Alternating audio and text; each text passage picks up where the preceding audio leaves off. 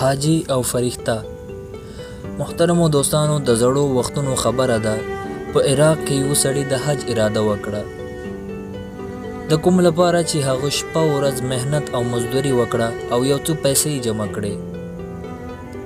د نن سبا په څیر په هغه وخت کې به هم خلک د قافلو پر شکل کې حج ته تلل، مګر پیاده. د قافلې د خلکو د جمع کولو لپاره به یې انتظارګاه جوړوله، کومه چې د هغه له کوره ډېره لرې نه وه. د روانېدلو په ورځ هغه د خپلو کوروالو نه خدای پاماني واخیستله. هغه دی په دعاګانو سره رخصت کړ. د انتظارګاه او د ده د کور ترمنځ یو ځنګل راتلو.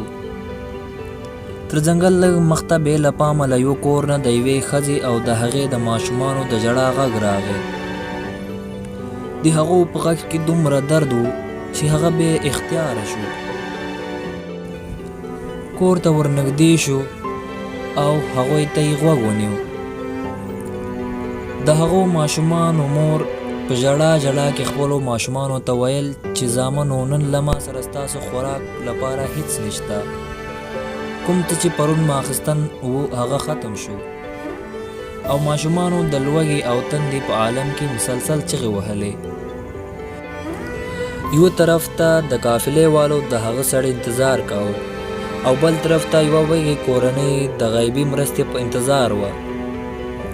هغه سړی په دوه کې راګیر شو. آخر یې اسمان ته مخ کړ او ویې ویل: ای الله، یو طرف ته ستا اعلی عبادت دی او بل خوا دا بې بسه کورنۍ. یا الله، زه ستا عبادت نشم پرېښودلی او نه دا خلک په دې حال کې پرېښودلی شم. زما پروردګاره، ته ما ته لاره وښیه. او بیا یې د هغه کور دروازه ور وټکوله.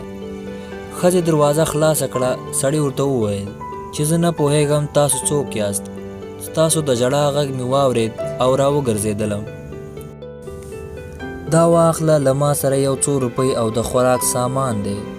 د خپل ځان او ماشومانو لپاره یو څه بندوبست پرې وکړه.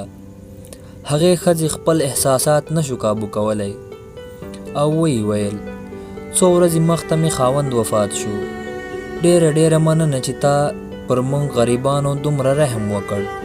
الله پاک دې ستاسو د زړه خواهش پوره کړي. تر حج زیات نو د هغه د زړه خواهش نور څه کېدای شوی، مګر په حج تللو لپاره کومه سرمایه چې وه هغه خو د خدای په لاره کې خرچ کړه. اوس نو هغه سړی خپل کور ته هم نشوی تلی چې د کوروال به څه سوچ کوي، او نه حج ته تلی شوی ځکه چې اوس له هغه سره دومره پیسې نه وي چې قافلې سره لاړ شي. نو هغه پر نږدې ځنګل کې پټ کېناست او د حج د ورځو تېرېدلو په انتظار شو. کله چې د حج ورځې تېرې شوې او د هغه د قافلې خلک د ځنګل په لاره خپلو کورونو ته روان شو، نو هغه سړی هم په هغو کې ځان شامل کړ. په دې مهال یو سړي هغه ته مخ کړ او ورته یې وویل: حج دې مبارک شه. ما تاسو په فلاني ځای د آب زمزم خواته لیدلی یاست. لږ ځنډ بعد یو بل سړي ورته وویل: حج دې مبارک شه. ما تاسو هلته ولیدلاست. په دې ډول یو بل سړي ورته وویل: حج دې مبارک شه. ما تاسو د طواف په وخت کې ولیدلاست. ټولو حاجیانو د هغه په حج کې د موجودګۍ خبرې کولې. هغه سړی چې کور ته راورسېد نو د کوروالو هم ورته کلک هرکلی وکړ او د حج مبارکیانې ورکړې. مګر هغه سړی په خپل زړه کې خفه و او سوچ یې کاوه چې زه خو په حج نه یم تللی، نو بیا دا خلک ما ته مبارکي ولې راکوي او ټول حاجیان زما هلته د موجودګۍ خبرې ولې کوي.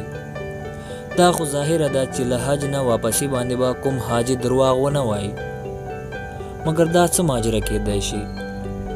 په همدې سوچ کې هغه ویده شو. په خوب کې هغه ته یوه ښه خبر ورکړل شوه چې ای د نیک زړه مالکه، الله تعالی ستا پر ځای یوه فرښته تخلیق کړه او حج ته یې ولېږله، او د هغه حج ثواب به هم ستا پر برخه وي، ځکه تا د حج په شان اعلی عبادت پر ځای د خدای د مخلوق مرسته وکړه. هغه فرښته ستا هم شکله وه ځکه هر حاجي ستا د موجودګۍ خبرې کولې. نو محترمو دوستانو، الله تعالی له خپل بنده سره د اویا مورانو برابر مینه لري. د یوې مور د مینې تاسو خپله اندازه کولی شئ.